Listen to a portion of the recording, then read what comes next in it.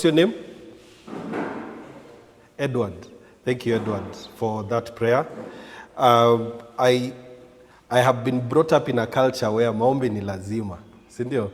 You never know what is going to happen, but it's important for us to always start acknowledging the fact that God is the one who has given us this opportunity to be here. Whether you're saved or not, God is important.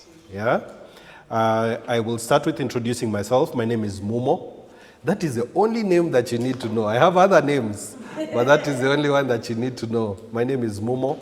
I have been in business now it's about 13 years in business. Kujaribu to see niko geria, si ndio? Hiyo ndio najua the way that Kenyans talk. Kujaribu biashara. Na one of my first businesses that I ever started was bringing things from China, na si vitu kubwa. Kwanza tu kuleta vitu kutoka China, and my first business was around bringing handbags. Now, right now, it's a business that, like, even if you just concentrate on that, you'll make a lot of money. But that time I didn't have a lot of money. I just had like 2,000-3,000. Now, when I was looking online, I saw people talk about the fact that you can buy things on a site called AliExpress. So I would go on AliExpress, unafuata tutorial ya mtu tu vile anasema jinsi ya kufanya, and I would actually do it. And the very first time when I did that business, I actually made really good money. Because I'd bring them in, unaenda unazichukua easily, because there were people who, they had connections in China, people I didn't know. And kitu yako ikitoka kwa factory, inaenda kwa huyo mtu anaileta hapa, unaenda unaongea na mtu easily, unachukua. And so a handbag, which right at that time it was a 3 set, ikiuzwa ilikuwa inauzwa around 4,500. Mimi nikifikisha Nairobi, it's 1,800. And that time you have like 5,000. So I have like 2 or 3 that I have brought. And that's how I started. That was one of my first businesses that I started. And I would meet, tunaongea kwa Instagram, meet. In fact, one of the people that I sold to, I sold them in a lift, like exchanging. Tulisema wacha tukutane kwa hii place, tukakutana kwa lift. Nikampea handbag yake kwa sababu nilikuwa nimeibeba kwa bag. Nikampea handbag yake, akanipea cash yangu. Tukitoka kwa lift, yeye ametoka na iti yake na mimi nimetoka na yangu. That's how I started business. And I had to let go of that business because the next time now I was bringing things, a number of laws had changed. So one of the laws that had changed was there was a minimum amount that you had to pay for this shipping person. So mimi mwenye nilikuwa naleta vitu 2-3, unaambiwa minimum ni 10 kilos. Sina pesa ya 10 kilos. Na hiyo kitu ukinunua, lazima ulipe ni kama umefanya 10 kilos. And so I brought in a shoe, because you see I was still doing, na ujui zitakuja lini, umepiga order, umeshalipia, kulipia ni rahisi.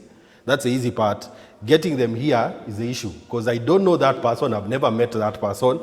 Tunaongea tu kwa AliExpress ndani na inakuja. So kiatu yenye hapa inauzwa 900, nimeilipia kama 300 huko, ingekuja ikuwe 300, 400, 500, ndio niuze 900.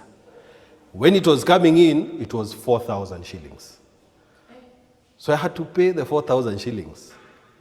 Lakini sasa nikiwa na 4,000 na 4,300 na nikiatu ya 900, wezi uzia mtu. So I gave it to someone as a gift for their birthday. And that is how I closed that business. And then I've started other businesses as well. And the reason I'm telling you this is because over a very long time, I realized as I was employed, the employment income will never be enough. I realized that a long time ago. So I've tried so many things. Unajaribu kakitu hapa, unaweka kapesa, And for me, one of the things that I really wanted to do was find a business where I can actually stay in it long term. So even as I was employed, unajua nawapea story yangu nikiwapeleka mali tunaenda. So I was employed as a banker. Now, one of the things that many people do not know about bankers is that bankers are usually broke. That's one of the things we never know. Because tunaona karibu na pesa. Si ndio? Ukienda kwa bank pale unapata teller. Yeye anakuhesabia, unaona anihesabu pesa, lakini si pesa zake. But the truth of the matter is when you're working there, one of the things that of course you're taught is whatever you're holding is not money, it's paper. That's one of the things that you're taught. But the other thing about the lifestyle of a banker is because vile nyinyi munatuangalia, munaona tuko na pesa, it also puts a lot of pressure on that banker. And there are even people who lend money, who the only people that they lend money are bankers. So you'll find as a banker, because unataka kuonekana wewe ni manager, unaona kama hapa Embu ukiona mtu any bank manager, kwa sababu ya hiyo the way you see a bank manager, hata yeye inamshika kwa akili. And so you'll find so many people who are in banking, they're struggling with money because the salary they get, or the salary we used to get, of course, is never enough. Kwa sababu ukiangalia, and we can even do the math much later, because I've done that math, that's the reason I resigned my job. When you do that math of how much you're spending just to look like you're successful is a lot. That's why I very early on knew business has to be done. And the reason you're doing business is because no expense is ever going down. Sindio? If you look at today, and I'm glad you said Anne. Yes. I'm trying to remember your name because I know I'll meet you again. Because I know your sisters, so that's why I can pick on you. So if you think about it, 10 years ago, 20 years ago, 1,000 shillings used to do a lot of money, a lot of things. Sindio? And I don't even need to go far. If you just think 5 years ago, can you guys imagine COVID was 5 years ago? It doesn't feel like 5 years ago. But even 5 years ago, 1,000 shillings used to do a lot of things. Sindio? So let's do that math, because I love math, and I think this is, I am on a mission to make math cool again. So 1,000 shillings. Let's, which year is that? Let's do 2005. A few people can remember that year, Sindio? And then we have 2025 here.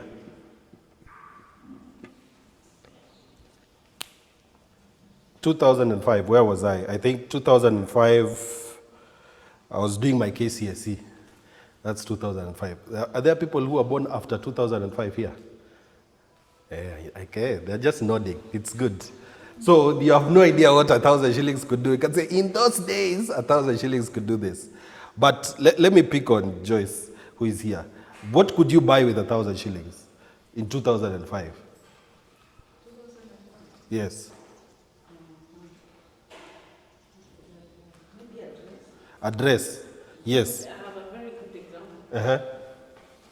She came to see me in hospital because I was getting my daughter. Yes. And I know she had spent just 1,000 shillings, but she came with diapers. She came with that Del Monte. Yes. She came with fruits. Yes. And I think flowers. Yes. Interesting. Okay, so wacha dress ni hata siku hizi kuna dress za tao, si ndio? So diapers, fruits, Del Monte yenye hata siku hizi ni 400. Flowers. Okay. Ama amesahau. No, it's okay. Flowers. I can't forget. Flowers. Na ka transport. Today, what can 1,000 shillings do? Siku hizi hata ukivunja tu thao imeisha, si ndio? Cooking oil, by the way. So on these things, just the diapers. This is one of the reasons I don't want to have additional children. Diapers, eh? Diapers is how much nowadays? Diapers up, I think, is there someone who has that experience? Mom, diapers pesa ngapi? Eh? So anyway, the point is, things are moving very quickly. Try and move this 10 years from now. What will 1,000 shillings be doing? Because one of the math I do right now fuel is around 176. And yeah. Yes. Okay, hata tusiende 20 years ago. 10 years ago, it was around 74 shillings. The same liter of fuel. The dollar was 80. Yes, and now we are at 130. Hata kuna time ilikuwa imefika 160. And so things are changing very quickly that if you stand and just say, I want the government to help me, you'll be overtaken by things. How many people here have been assisted?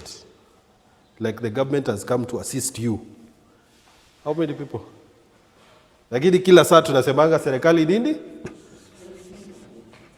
So today one of the things that I really want to do is to show you how to help yourself. Because no one is coming to save you. Even the relatives that we see have money, they have other money issues. Sisi tunasumbuliwa na shida ya 1,000, 2,000, anashindwa sasa hii milioni ikiisha hivi nitafanya nini? They have different problems that they are facing.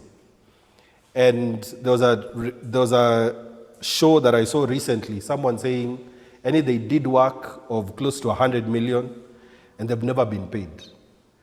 And so a bank is coming now to take everything that they have. Think about it. If you hear 100 million, nasema, mse akona pesa. But the truth of the matter is, because of the kind of work that they did, they probably will not even get 5% of that money into their own pockets. Because there are so many people who want a piece of that money that they worked for, and they will not receive that money. And no one is going to say, unajua tunajua economy ni mbaya, tunajua haujalipwa. When you take a loan from the bank, that agreement has nothing to do with the work that you will do and nothing to do with the circumstances that you will face. So you have to look for another solution. If you think about it today, watu wenye wako na watoto hapa, does your school principal care that you have not been paid at work? They do not care. Au nakwambia ulitupea mtoto tumsomeshe, tunamsomesha, ni hii amount, utulipe. There was even a lady last week who actually took chicken to school, ajaribu kulipa fees. Ni watu wangapi wanateseka hivyo?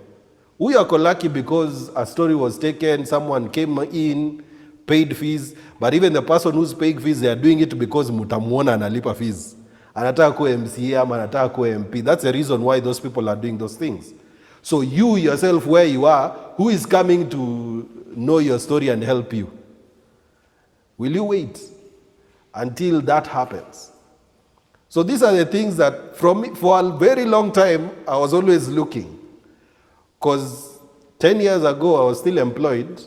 I was looking and seeing some of the things that we currently do while I'm working that bank job.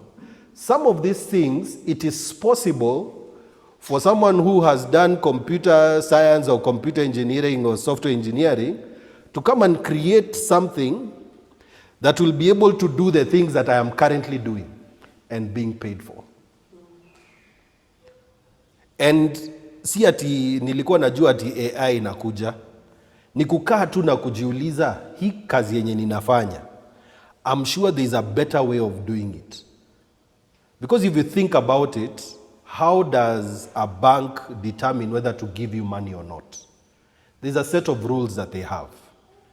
And those set of rules are now taught to an employee to be able to see if this gentleman is going to come for money, I need him to have maybe a title, or I need him to have a logbook. I need for his account to look like this. So what I would do was I would look through the account and look and say, person A, I can get a loan, person B cannot get a loan. So if I am doing that work, there are two possibilities. They can look for someone who has less experience than me and pay them less, or they can replace the two of us and make a computer do that work. So those are the things, yani unaangalia hivyo unajiambia hapa, within a few years, I can be unemployed.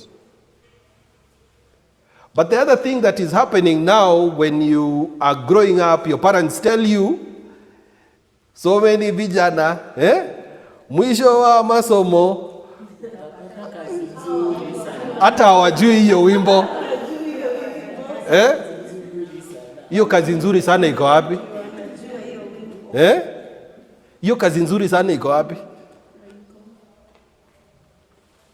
I have someone who I was with in high school, and he was actually 2 or 3 years ahead of me, and he has a PhD. Permanent head damage. No, amesoma, that he has a doctorate. So when you refer to him as Dr. So-and-so. Ametafuta kazi sana. The job that he's able to do, he's a tea picker.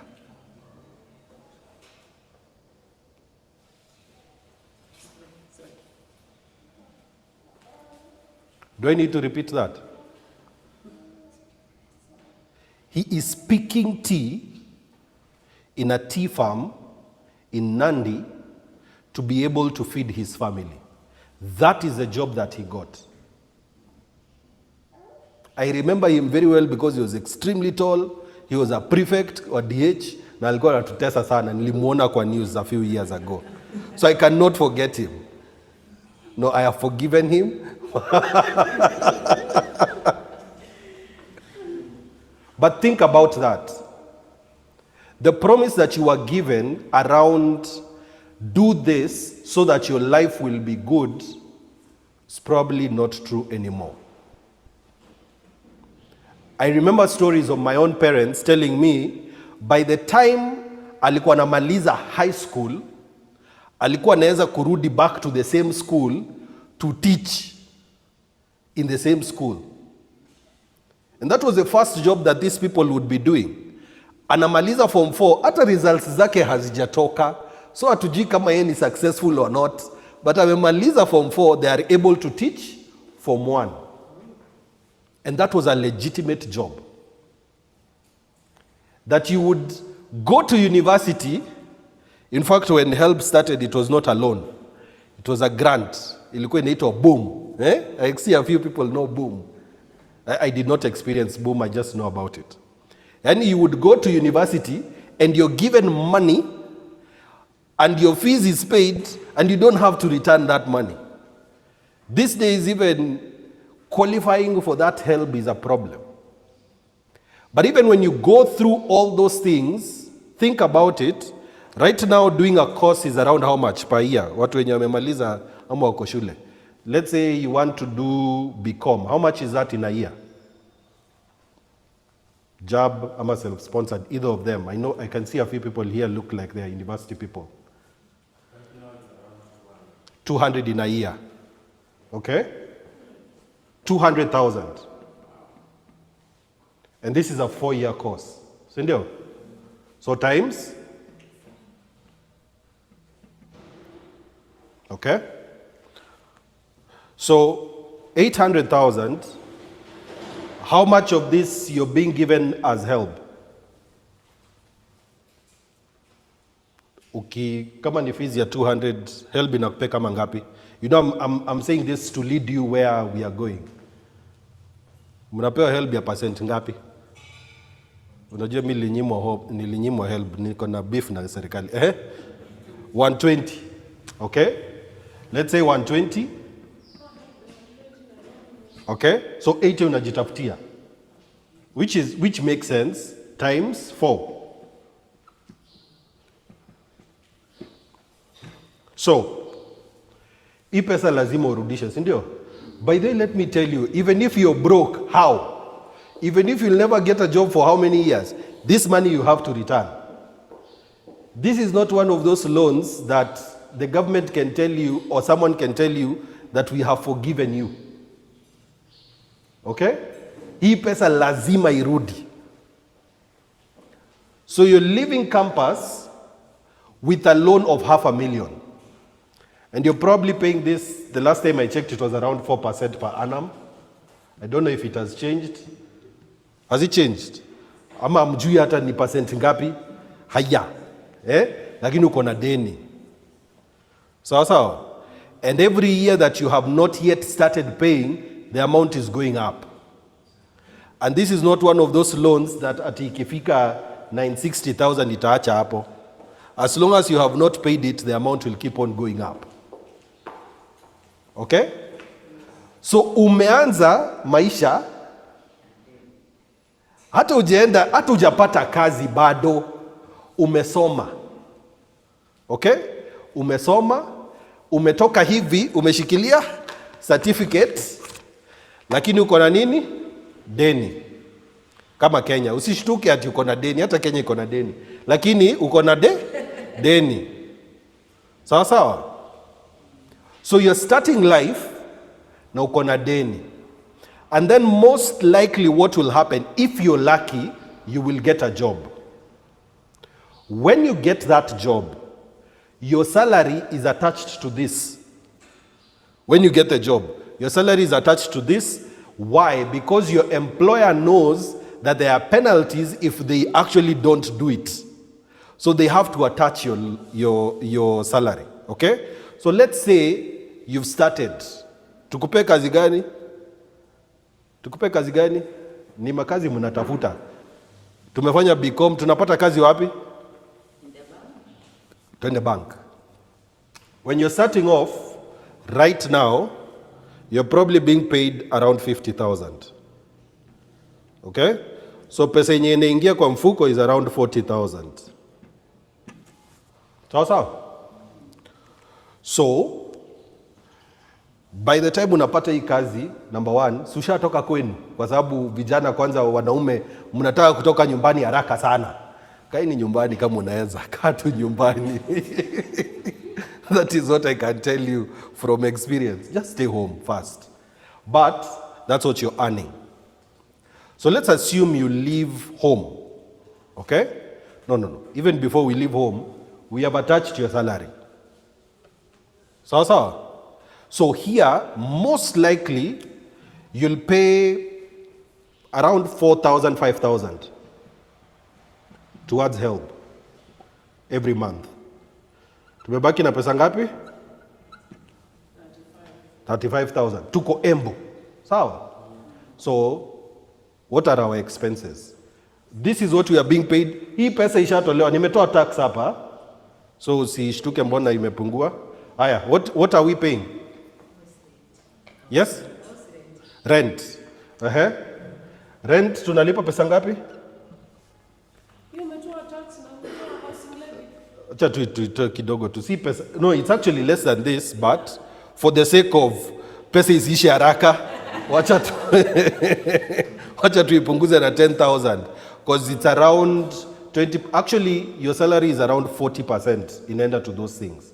So this would have been a very different number, but for the sake of usione ni kama maisha yako imeisha kabisa, for the sake of sanity tuanze hapo, si ndio? Rent, how much are we paying? We are not living in the best places and we are not living in the very worst place in Embu. Tunalipa pesa ngapi? 8,000. Vijana tunaishi wapi? Naona uko na answer. Tupe answer tu.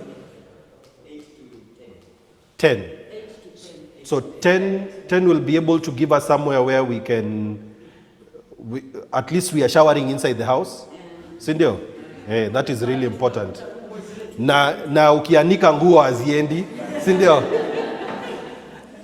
So 10,000. Sindio? Aya, tuko 25. What is next? This is your salary. So you've paid rent. What is next? Yes? shopping. So you're living alone. Guys, you don't have a girlfriend who is stressing you about money. You're living alone. Sawa sawa? Because pia wasichana wenye wako hapa mwache kustress wavulana na unaona pesa yenye hata hajafanya kazi yote. So how much are you spending on shopping? 5K. 5K should be able to take us for the whole month paka tulipwe. Ni yeye, unajua labda atujike ya nakula. Wacha tuseme 5K. Tunajaribu hapa. Unajua anasema hivyo kwa sababu anaona pesa vile inatoshana. Sawa sawa? Labda tunakula mkate leo na kesho tunanunua Nescafe na tunawarm maji. So maybe month 1 ni kununua heater. You never know. Tuko 20K. What else are we doing? Na ukumbuke tunafanya kazi bank. Sawa? Kumbuka hiyo. Ukumbuke tunafanya kazi bank. Yes. What? Yes? Transport. How much are we spending on transport? Kutoka mahali unaishi mpaka job, kutoka mahali job iko kurudi nyumbani. Hatufanyi extravagant things. Per day. Haya. So motorbike kutoka home mpaka job ni kama how much? 50 one way. 50. So per day na iko sawa. So that is 500, 2000. Haya. Huyu mtu amejaribu by the way. I have a story about 18 airtime. Per day tuna spend pesa ngapi kwa airtime? So this guy has no relationship with a girlfriend. Sawa? Because that will increase. Airtime. How much are you spending on airtime? Aya, ni nyinyi nauliza. How much are you spending on airtime per day? 50 shillings. Okay, tupige 50 times 30, 1500. Tunajaribu kuconserve hii pesa. 1500, hiyo ni airtime. Tumefika 16,000. Tuendelee.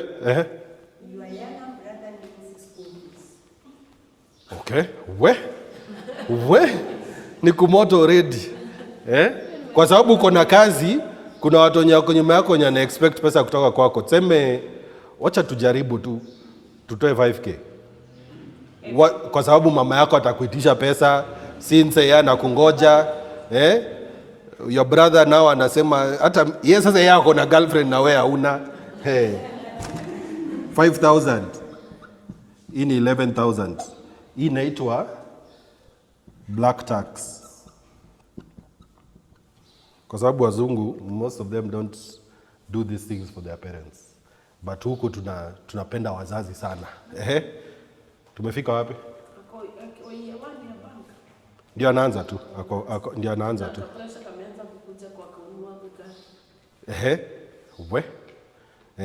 Umeanza kazi bank. Nguo. So month 1 lazima anunue nguo, si ndio? Na of course every month atahitaji kununua nguo. Kwa sababu unahitaji kukaa ni kama unafanya kazi bank. Wacha niwaambie. Makucha na nywele. Bas. Yes. Makucha tuna spend pesa ngapi? Wacha tumeku ya kwe dem. Kwa hata tujaingia dress mpya 1500 ya makucha, nguo, nywele, another 15, that is 3000. Alafu kanguo kamoja. Acha tuseme tu ni nguo moja per month. Hiyo ni 2K ingine, that is 5000. Alafu unajua kuna shea butter sijui za kutoka Ghana. Tusiweke hizo. Haya. 5,000. Hii inaitwa looking like a banker.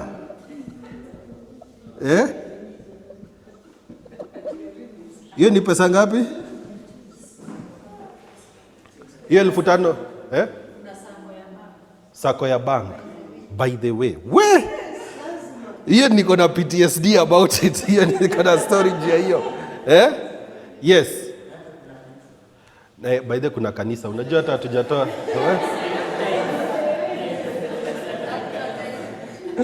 Mungu atatusamehe. Na inafaa kutokea hapa. Aya, we. Hey. Aya, wacha tumsamehe tithe. Aya, wacha tuweke tithe. Sawa sawa, ni 1,000 ngapi? Tuweke offering peke yake. Offering tu. Sadaka so 5 per month. Atoe kila wiki so tu. Mungu anaona, hata by the Mungu anaona.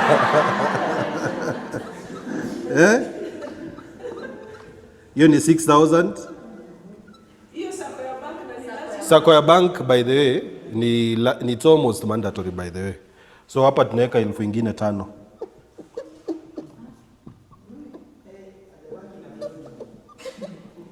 Mimi nimetoka bank karibu miaka 8, they still have my money.